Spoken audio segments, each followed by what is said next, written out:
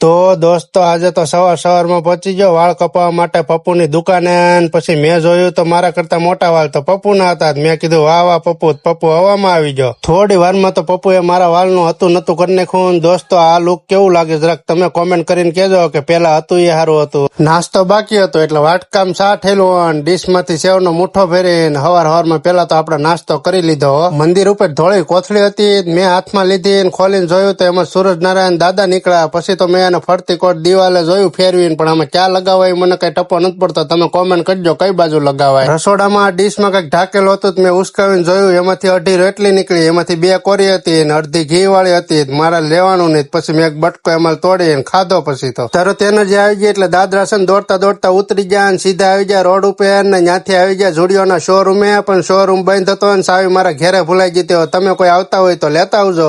કાળું ધોળું લાલ T shirt તો મેં પહેરેલું હતું એ કાઢીને પેલા તો કાળું ઠપકાર્યું ને હવે જોજો જાદુગર થાય. 1 2 અને 3 આવી ગયું ને. જોઈ લો મિત્રો ધોળું ટી શર્ટ. હવે હું ઘડી કઈ બેહું, મારો મગજ કઈ કામ કરતો નથી. તમે કોમેન્ટ કરીને કહો આ 2 માંથી કયું સારું લાગે.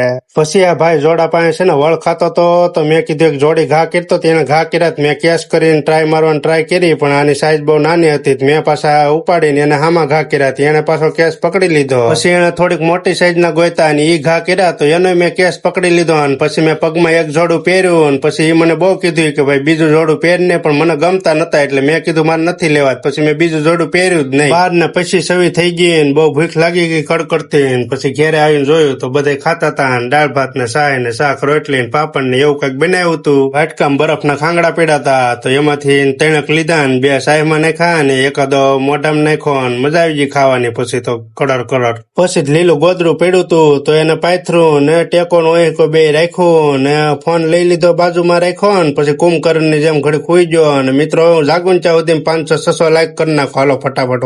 4 ને 52-53 થઈ ગઈ ને આ કાળી બિલાડી મારા સામું જોતી હતી ને અહીં સાનો વાટકો ભરેલો ને સેવ ની ડીશ હતી. પછી એમાં મુઠ્ઠો ભરીને સેવ ખાધી ને માથે પછી ચા પીધો. પછી આ બિલાડી થી જોવાનું નહીં મારાથી રહેવાનું નહીં. મેં પગ આપ્યો અમે બે બાંધતા હતા. મને 2-3 બટકા ભરી ગઈ લાસરા કાઢ નાખ્યા.